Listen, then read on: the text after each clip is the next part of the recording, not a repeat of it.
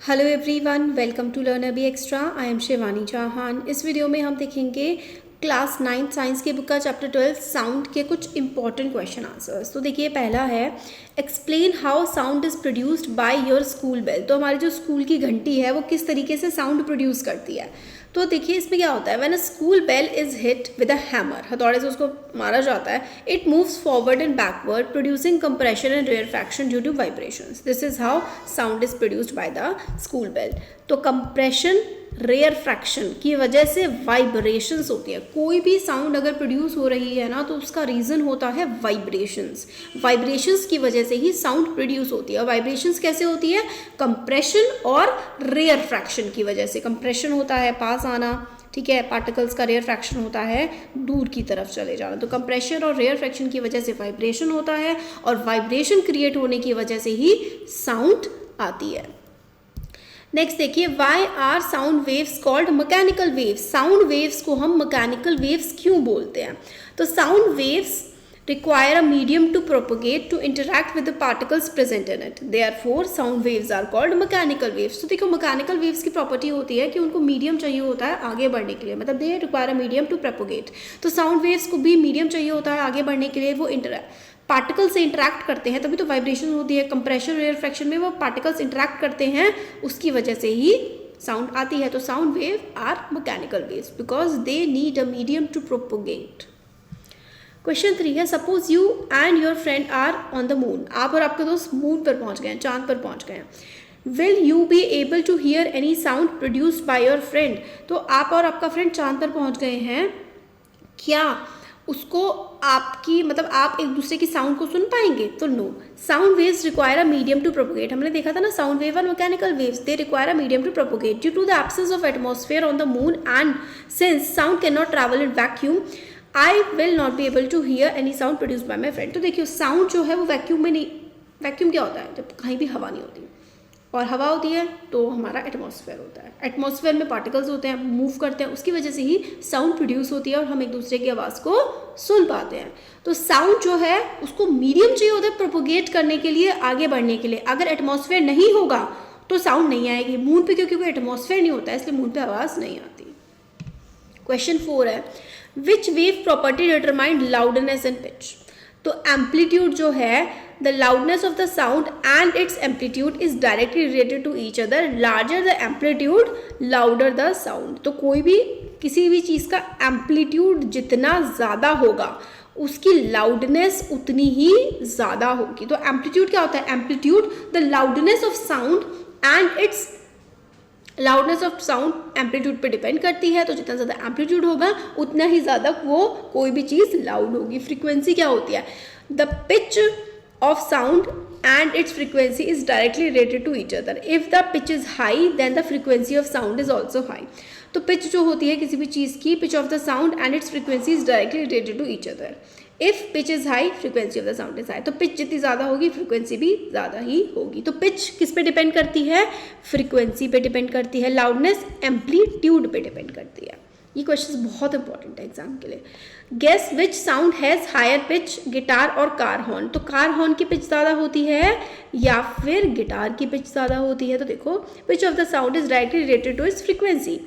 Pitch frequency से related है, P F है। तो therefore the guitar has a higher pitch when compared to car horn. Car horn की loudness ज़्यादा होती है, यानी कि कार हॉर्न का एम्पलीट्यूड ज़्यादा होता है, और गिटार की पिच ज़्यादा होती है बिकॉज ऑफ इट्स क्या? देखो, लाउडनेस एम्पलीट्यूड को रिलेट करता है और पिच फ्रीक्वेंसी को। ये कंफ्यूज होता है कई बार, बट अच्छे से रटना है इसको। What are wavelength, frequency, time period and amplitude of a sound wave. तो वेवलेंथ क्या होती है साउंड वेव की? Wavelength can be defined as the distance between two consecutive rarefaction and compression. SI unit of wavelength is metre. तो rarefaction और compression के बीच का जो डिफरेंस होता है, ये और ये, इनका जो डिफरेंस होगा वो हमारी वेवलेंथ आ जाएगी। Frequency is defined by the number of oscillation per second. SI unit of frequency is hertz. ये वाला क्वेश्चन भी बहुत इंपॉर्टेंट है। फ्रीक्वेंसी जो होती है वो defined as number of oscillation per second. भाई कितनी ऑसिलेशन हो रही है एक सेकेंड में, कितनी बार हिल रहा है, वो होती है frequency. Amplitude can be defined as the maximum height reached by the trough और crest of a sound. Maximum height मतलब ये देखो, ये ट्रफ होता है, ये क्रेस्ट होता है, इसके बीच वाली ये जो हाइट होती है कि भाई कितना ऊपर और कितना नीचे जा रहा है, वो एम्पलीट्यूड होता है. Time period is defined as the time required to produce one complete cycle of a sound wave. एक कंप्लीट साइकिल को कंप्लीट करने के लिए, एक साइकिल कंप्लीट करने के लिए कितना टाइम लग रहा है, वो क्या होता है, साउंड वेव होता है. सॉरी, एक साउंड वेव को एक साइकिल कंप्लीट करने में जितना टाइम लगता है वो टाइम पीरियड होता है. क्वेश्चन 7 है, how are the wavelength and frequency of a sound wave related to its speed. तो wavelength, speed and frequency are related in the following way. Speed is equals to wavelength into frequency. Speed is equals to wavelength into frequency. Question number 8 है, calculate the wavelength of a sound whose frequency is 220 Hz and speed is 440 meter per second in a given medium. तो frequency of a sound wave is equals to 220 Hz, speed of sound wave 440 meter per second. तो speed is equals to wavelength into frequency. सिर्फ values put करनी है. हमें क्या करना है, frequency की हमारे पास जो है फॉर्मूला है speed is equals to wavelength into frequency. ठीक है, तो हमें स्पीड दे रखी है 440 metre, speed 440 metre per second, और हमें फ्रीक्वेंसी देख रखी है, फ्रीक्वेंसी हमें दे रखी है 220. हमें वेवलेंथ निकालनी है. वेवलेंथ का जो सिंबल होता है वो होता है डेल्टा. तो delta is equals to 440 upon 220. 0 से 0 कटा और 22, ये 1 टाइम, ये 2 टाइम. ठीक है, तो 2/1 यानी कि जो वेवलेंथ की वैल्यू है वो आ जाएगी lambda is equals to 2 metre. तो वेवलेंथ की वैल्यू क्या आ जाएगी, वेवलेंथ की वैल्यू हो जाएगी 2 मीटर. नेक्स्ट क्वेश्चन है, a person is listening to a tone of 500 hertz. Person जो है वो एक टोन को सुन रहा है जिसकी जो आवाज़ आ रही है वो आ रही है 500 हर्ट्ज.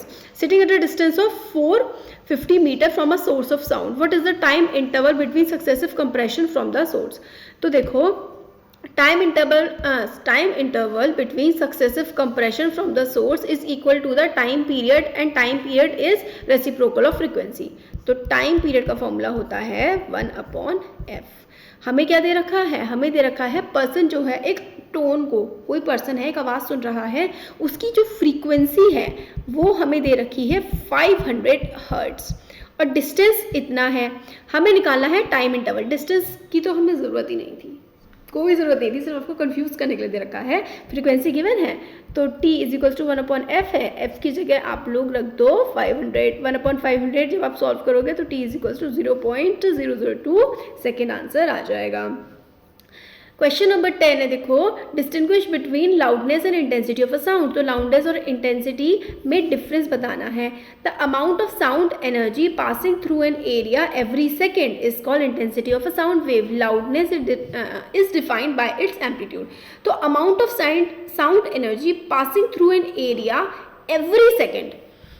सपोज करो ये एक एरिया है, ये एरिया है, इस एरिया में से कितनी साउंड एनर्जी पास हो रही है हर एक सेकेंड, मतलब एक सेकेंड में कितनी साउंड एनर्जी पास हो रही है इस एरिया में से, वो हो जाएगी इंटेंसिटी साउंड वेव की. तो amount of sound energy passing through an area, कितना अमाउंट साउंड एनर्जी का कितने एरिया में से हर सेकेंड पास हो रहा है, वही उस साउंड की इंटेंसिटी है. ठीक है, इंटेंसिटी उस साउंड वेव की है. लाउडनेस जो होती है वो एम्पलीट्यूड से डिफाइन होती है, हमने पहले भी देखा था, LA करके याद कर लो. In which of the 3 media, air, water और iron, does sound travel the fastest at the particular temperature. तो sound travel fastest in solid when compare to any other medium because at a particular temperature sound travel fastest in iron and slowest in gas. तो solid में sound ज़्यादा तेज़ी से पास होती है as compare to हवा. मतलब जितने ज़्यादा पास पार्टिकल्स होंगे ना, उतना ही ज़्यादा साउंड तेज़ी से जो है वो ट्रैवल कर पाएगी एट अ पर्टिकुलर टेम्परेचर. का टेम्परेचर सेम है. तो हमने कुछ इंपॉर्टेंट क्वेश्चन आंसर्स देखे, बहुत ही इंपॉर्टेंट है. तो वीडियो पसंद आया तो लाइक करें, चैनल को सब्सक्राइब और शेयर करें. Thank you.